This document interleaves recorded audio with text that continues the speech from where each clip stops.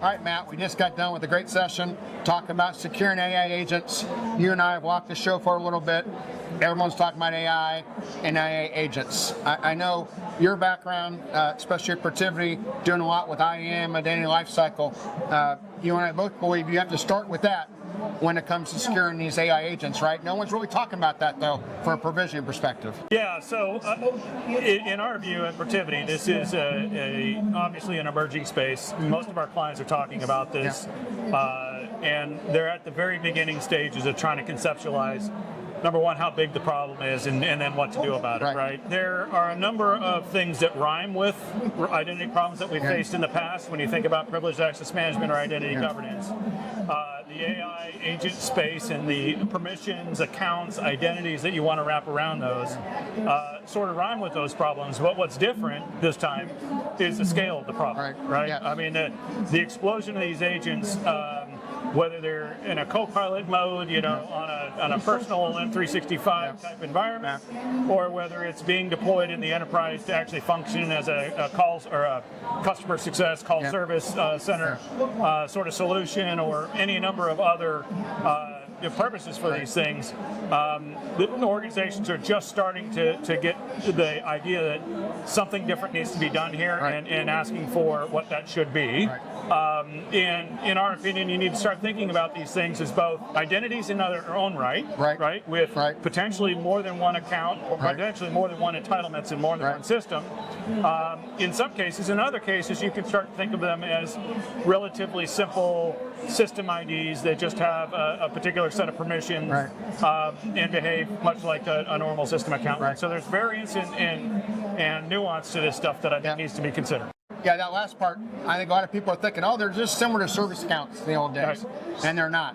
And you and I talked about how agents start connecting with other agents, and you know, sometimes the agents of yours get outside your four walls and talk to other agents.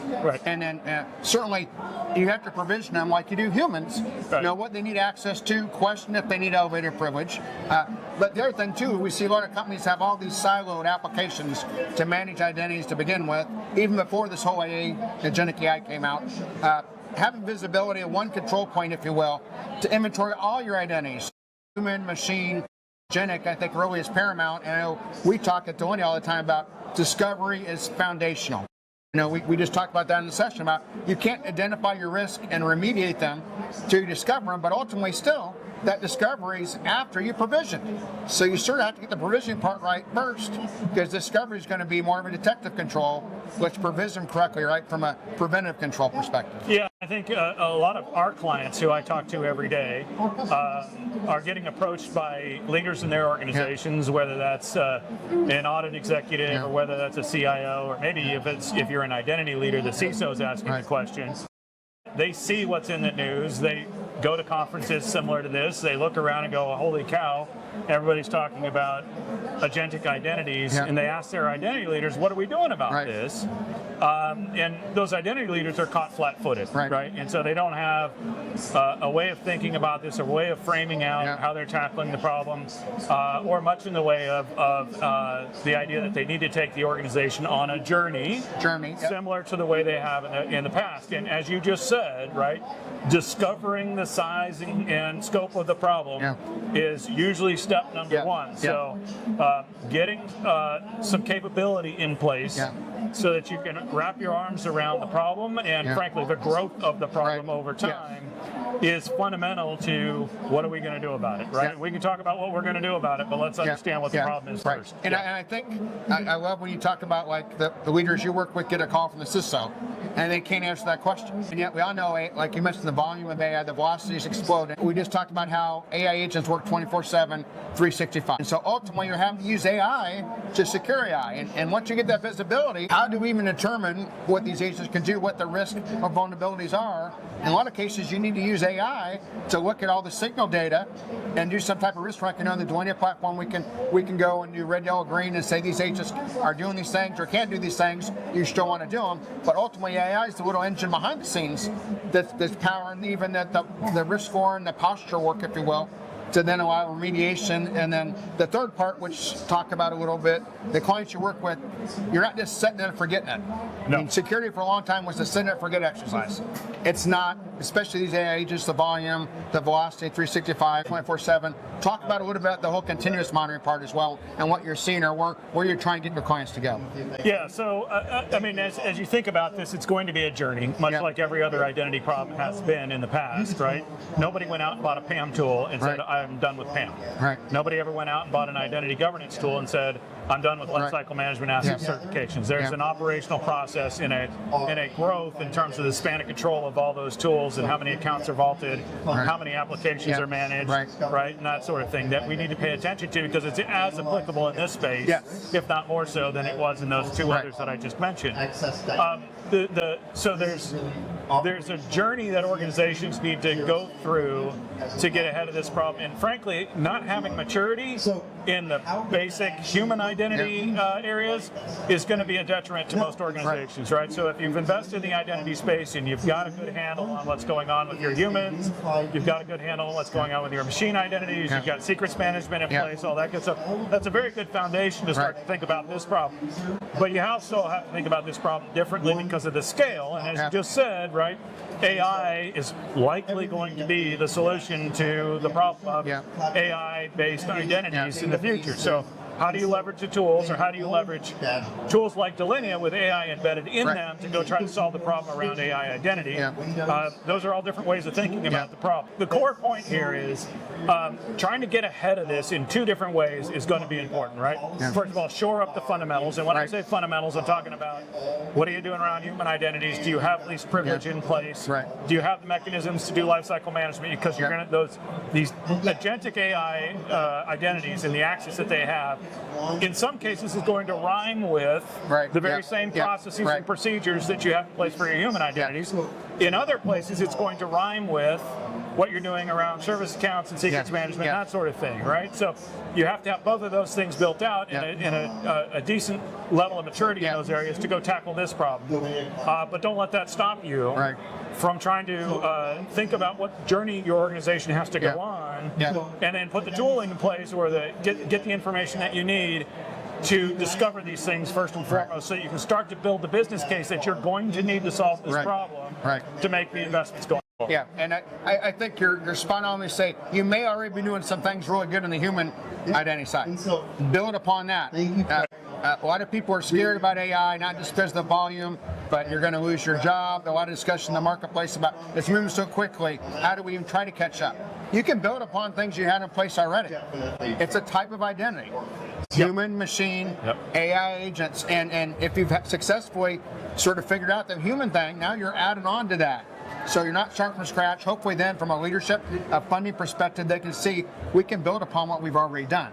If you're having to start from scratch the other way, then it's got to be a risk-based approach, right? And decide, oh, you know what? Humans versus machines versus agentic AI. And those agents, maybe we can't do all at once, but maybe put some baselines in that touches on each, and then figure out which are riskiest, which, again, I would argue a lot of these AI agents might be riskiest because of elevated privilege, but you have humans that have elevated privileges too. That's right. A lot of IT admins, a lot of folks in DevOps, so it's sort of a balance, but if you can build upon what you've already done and realize it's not a one-time exercise. It's not just a solution to point a tool. I like to talk about people, process, and technology. That gets to what you were talking about, what you've done before, and learn from that. I mean, starting from a good baseline of having governance, so the right oversight over things, a set of policies, standards, engineering processes, tools that are deployed, continuous improvement around those tools, and then the operations capability behind it. That's all a fantastic baseline to go leverage to tackle this new problem that we're all experiencing, right? If you don't have that stuff, yes, you can try to cheat ahead a little bit and take a risk-based approach, as you said, but inevitably you're going to have to backtrack. Yeah, you're going to have to. You're going to have to build that foundation of, do I have the right steering committees? Do I have the right leadership engaged in this problem from my organizational standpoint? Have I developed the right set of policies and standards around this stuff? Do I have an engineering capability to deploy tools and to reinvent process and put process in place around identity generally, Right. good identity governance. Yeah. Do I have the right set of tools and the right set of relationships with vendors in the space Yeah. to make this stuff all work? Right. Then do I have the operation sitting behind that Yes. to keep this all healthy That's over the time? continuous part. That's Yeah. the continuous Yeah. part, right? Yeah. So inevitably, yes, I think there are some quick fixes for some of this stuff in Yeah. terms of I can buy a tool, I can discover, I can risk rank, and then I'm stuck with, okay, but what do I do with Right. it? Now I've got to rewind the tape and go back Yeah. through this whole process. Right. And Yeah. if you've got that stack in place today, so much the better, right? And I think you talk a lot about tools. Obviously, the CIOs of the world want to limit their licensing costs Yeah. and consolidate tools. We've seen in the identity security space for years now silos of tools and different departments on different tools. Then maybe the CISO is trying to pull them all together to report to the board or to their CEO when they're asking questions. Maybe the last area just explore here is what you see at Protiviti, this tools consolidation, and really what it should include moving to platforms. At Delinea, we talk about our identity security control point, the platform to sort of pull all this data into one spot.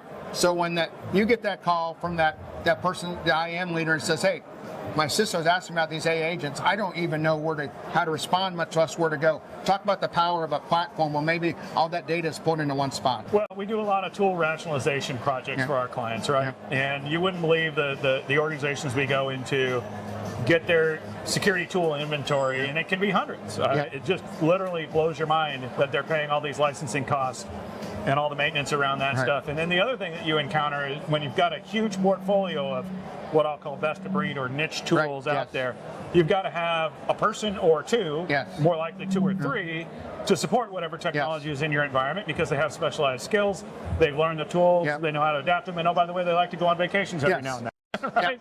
So the more you approach this topic or any other topic, frankly, in the security space where I have to get the absolute niche tool that's been built to solve this problem rather than looking at your identity security space, if you want to think about it that way, and say capabilities of my existing set of relationships are coming to me with innovations that they've created, like Delinea, right, to help secure these environments.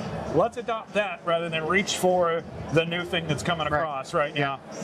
Because frankly, the cost is unbearable over time with reaching for the shiny new object every time. The technical debt. And I love your example. The two people support that tool and no one else knows it. I used to do financial service banking audits. This is circa mid-90s. A lot of COBOL programmers were supporting a lot of applications for the banking system and ATMs. Those men and women have all retired, and no one knows how to do COBOL anymore. And the banks are struggling. It's the same concept. It's a different type of technical debt, but it's the same concept. You're taking on more license costs, more technical debt, and then one or two single point of failures to support a tool versus let's try to find a platform, and then you don't have that risk. You want to hire some people who know Delinea, for example, right? Or bring them into your organization. You got two or three of them, they know Delinea, right? And you know, you have to presume that what you're doing around innovating around AI and agentic and identities, how that's managed, is part and parcel of the same platform that these people already know. So they're going to be able to adapt and pick up that skill set and run forward with it. You just saved 2 headcount by doing that, right? Exactly. So, well, great discussion. Appreciate Protiviti being such a great Delinea partner. Appreciate you taking time out of your busy schedule at RSA to be with us in the content studio here in our booth.